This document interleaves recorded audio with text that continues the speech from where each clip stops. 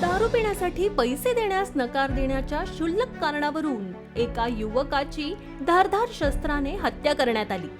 दीपक जगदीश सिसोदिया असं मृतकाचं नाव आहे। शुक्रवारी पहाटे ही खळबळजनक घटना शहराच्या मध्यवस्तीतील मुक्तेश्वर आश्रम परिसरातील मंगल कार्यालयाच्या शौचालयात घडली। या प्रकरणी शहर पोलिसांनी एका आरोपी विरोधात खुनाचा गुन्हा दाखल केला आहे। तक्रारीवरून दीपक जगदीश सिसोदिया आणि त्याचे मित्र स्थानिक मुक्तेश्वर आश्रमासमोर उभे होते।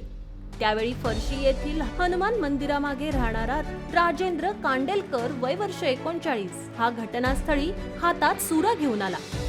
तक्रारदार प्रवीण सिसोदिया यांचा भाऊ दीपक याला दारू पिण्यासाठी पैशाची मागणी केली। दीपकने पैसे देण्यास नकार दिल्याने अश्लील शिवीगाळ करत मारहाण करण्यास सुरुवात केली।